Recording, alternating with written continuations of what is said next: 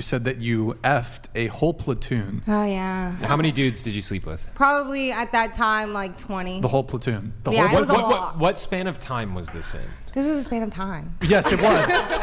Cool. Like, was this like over the span of like 5 days or like 2 weeks? Oh, this is a span of like probably a month. How did they all feel about it? Were they like fist bumping one another? Did yeah, they like would bring me new guys. They would be like, Jeannie, the next batch is here. What? Like, how did this unfold? Where were you? I was in Alabama working at Buffalo Wild Wings. Okay, and one of them came in and he was like, yeah, and then he would stay for me like after work, and I'd be like, we go into my car, and like we would go to my car after work, like do it. And then how did that translate into, yo, you should sleep with my whole platoon?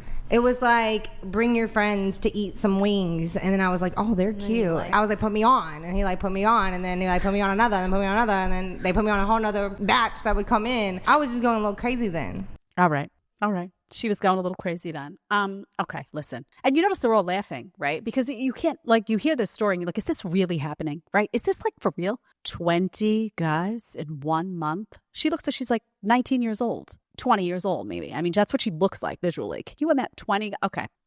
Where do you even begin? Does this sound empowering to you? Really?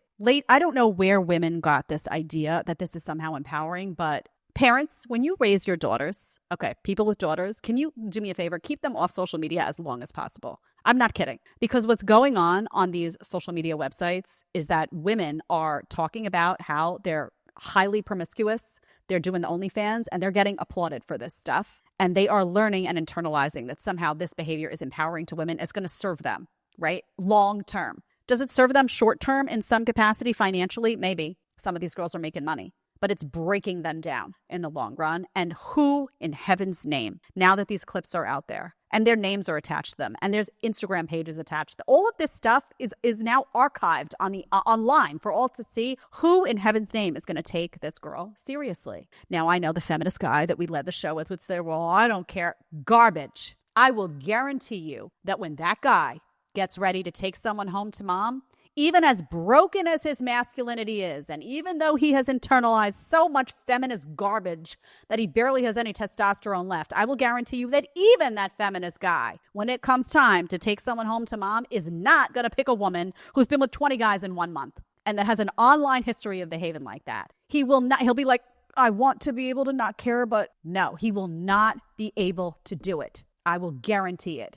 Women, young women, you are ruining your lives by doing this. It is not empowering. It is not a sign of success. It is not a sign of accomplishment. And you are going to wake up one day and look back on all of these videos and wish that you could do a mass delete. But you know what you can't mass delete? The horror of these experiences and the trauma that you will undoubtedly internalize by virtue of just being open for all to enter. So stop laughing and giggling. Somebody says, oh, I've been with 20 guys. I'm, oh, it's so funny. Oh, I'm dead inside too.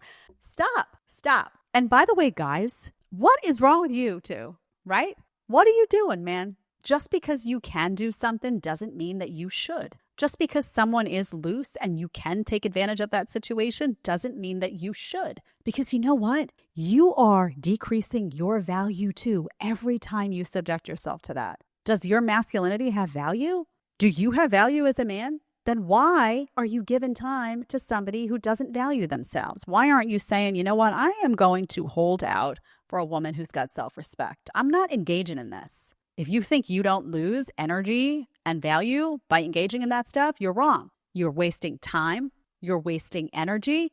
Sometimes you're wasting money. And you go home, guys, you know it. You go home and the next day you're like, why did I do that? You know it. It doesn't feel good at the end of the day for most men, unless they're numb by some substances or whatnot, to engage with women who have no self-respect. You know you shouldn't be doing it, and you know it brings no value to you to do it. Here's an idea. Stop doing it. Stop doing it. Because it may not damage you in the same way that it damages that woman, because men and women are different, but it damages you in a different way. Because if you spend years doing that, you are going to look back and be like, I could have been making money. I could have been building up my value as a man. I could have been selective and been like, you know what, girls? If you're not respecting yourself, you don't deserve me. And that does something to a man. That does something to his ego.